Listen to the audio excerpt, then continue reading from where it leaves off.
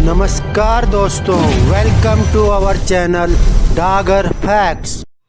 दोस्तों, Jim Corbett series में आगे बढ़ते हुए आज हम आपके लिए लाए हैं बैचलर ऑफ पावरगढ़ की कहानी, जिसे किंग ऑफ पावरगढ़ के नाम से भी जाना जाता है।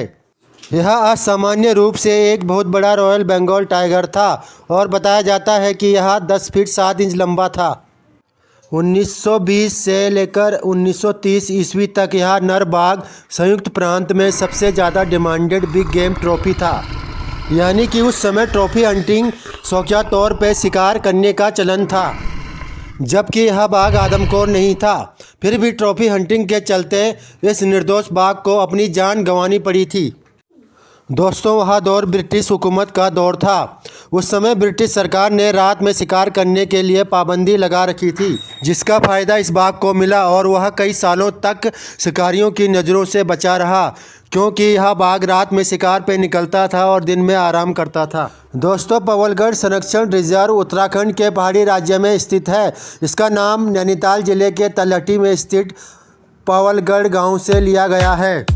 दोस्तों, पावरगढ़ कुछ अद्भुत जंगलों का घर है। 1944 में प्रसिद्ध शिकारी जिम कॉर्बेट द्वारा प्रकाशित एक पुस्तक मैन ईटर्स ऑफ कुमाऊं में बैचलर ऑफ पावरगढ़ की कहानी बताई गई थी। कहानी की शुरुआत होती है 1930 ईस्वी की सर्दियों की मनमोहक सुबह से, जहां चारों तरफ गुनगुनी धूप और चिड़ियाओं की चहकने की आवाज़ सुनाई दे रही थी। कॉर्बेट साहब अपने कुत्ते रॉबिन के साथ सुबह के मौसम का आनंद ले रहे थे।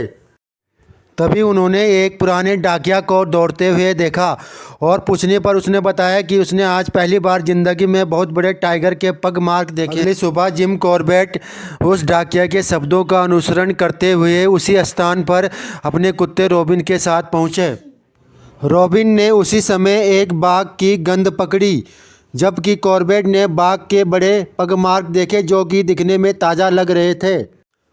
50 गज के बाद रॉबिन एक पेड़ के चारों तरफ घूमने लग गया, जिससे कॉर्बेट को पूरा यकीन हो गया कि बाघ कुछ देर पहले इसी पेड़ के नीचे आराम कर रहा होगा। रॉबिन को गोद में उठाकर कॉर्बेट धीरे धीरे झाड़ियों में प्रवेश करते हैं। कॉर्बेट अपनी राइफल खींचते हुए आगे बढ़ते हैं, लेकिन उन्हें बाघ कहीं भी नजर नहीं। रॉबिन बाएं ओर भौंकते हुए एक अलार्म कॉल देता है और कॉर्बेट देखते हैं कि बाघ बाएं ओर एक संकरे से खड्ड में नीचे चला गया है। उस समय पहली बार कॉर्बेट ने किंग ऑफ पावरगढ़ की एक झलक देखी थी। उस समय जिम कॉर्बेट के पास ज़्यादा कारतूस भी नहीं थे और नाश्ते का भी समय हो चुका था, तो वह वापस लौट आए। पेट भर नाश्ता करने के बाद जिम कॉर्बेट अपनी 450 राइफल से लैस बिना रॉबिन के उसी स्थान की तरफ जाने लगते हैं। तभी उन्होंने एक आदमी के चिल्लाने की आवाज़ सुनी। पास जाके देखा तो वह डर के मारे पेड़ पर चढ़ा हुआ था। पूछने पर उसने बताया कि वह अपने मवेशियों को चराने यहाँ आया था और उसने एक ऊंट के आकार का बाघ देखा, जो दिखने में इतना बड़ा था कि एक भैंस को एक दिन में ही खा सकता था। उस आदमी ने जिम कॉर्बेट से मदद मांगी कि कृपया वह उसे और उसके पशुओं को घर तक सुरक्षित पहुँचा दे। कॉर्बेट ने ऐसा ही किया और चरवाहे को सुरक्षित घर तक पहुंचाने के बाद उस आदमी ने एक बार फिर कॉर्बेट से आग्रह किया कि वह उस बड़े बाघ को जल्द से जल्द मार दें।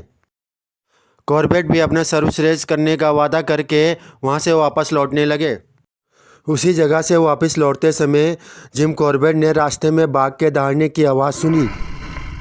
कॉर्बेट ने भी जवाब में एक बाघ की आवाज़ निकाली। फिर अपनी कोहनी पर वह खुले में लेट गए और बाघ के आने का इंतज़ार करने लगे। कॉर्बेट द्वारा एक और आवाज़ देने पर वह बाघ 100 गज की दूरी से दहाड़ रहा था। उसके बाद तकरीबन 1 मिनट के इंतज़ार के बाद उस बाघ का सिर कॉर्बेट के दाहिनी ओर 10 गज के भीतर 4 फीट ऊंची झाड़ियों के ऊपर दिखाई दिया। वह सीधा कॉर्बेट की तरफ ही आ रहा था। कॉर्बेट ने धीरे से अपनी बंदूक घुमाई और बाघ के दाएं आंख के नीचे 1 इंच तक गोली मार दी। गोली मारते ही वह बाघ हवा में झाड़ियों की तरफ कूद गया। कॉर्बेट तकरीबन आधे घंटे तक ज़मीन पर बिना हिले डुले ही लेटे रहे, जब तक कि झाड़ियों ने हिलना बंद न कर दिया और बाघ ने दहाड़ना बंद न कर दिया। उसके बाद जिम कॉर्बेट घर वापस आ गए, क्योंकि वह कन्फर्म नहीं थे कि बाघ मर चुका है और जख्मी बाघ कितना खतरनाक हो सकता है। इस बात का जिम कॉर्बेट को पूरी तरीके से अंदाज़ा था। अगली सुबह वही चरवाहा जिसको कुछ दिन पहले जिम कॉर्बेट ने उस बाघ से बचाया था, वह उनके पास आता है और बताता है कि उसने अपने भैंसों के पाँवों पर खून के कुछ धब्बे देखे हैं जो शायद उस बाघ के मरने की ओर संकेत करते हैं। जब दोनों वहां घटना स्थल पर पहुंचते हैं तो उनको कुछ भी नहीं मिलता है। 4 दिनों तक जंगल में भटकने के बाद कॉर्बेट को फिर से बड़े बाघ के पगमार्क दिखते हैं।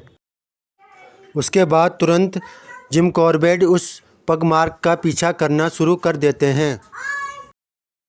अभी जिम कॉर्बेट बाघ के पगमार्क का पीछा कर ही रहे थे कि तभी एक सांभर के चिल्लाने की आवाज़ सुनाई दी। जमीन पर रेंगते हुए कॉर्बेट ने झाड़ियों के माध्यम से कुछ देखा। दाएं ओर रेंगते हुए 2 गज की दूरी पर कॉर्बेट ने बाघ को देखा जो कि उसे घूर रहा था। कॉर्बेट ने सीधा 2 फायर किए और बाघ वहीं गिर गया और इस तरह से उस समय के सबसे अधिक मांग वाली ट्रॉफी का शिकार समाप्त हो गया। दोस्तों, अगर वीडियो पसंद आई है तो इसे लाइक करें, शेयर करें, सब्सक्राइब करें और वीडियो देखने के लिए धन्यवाद।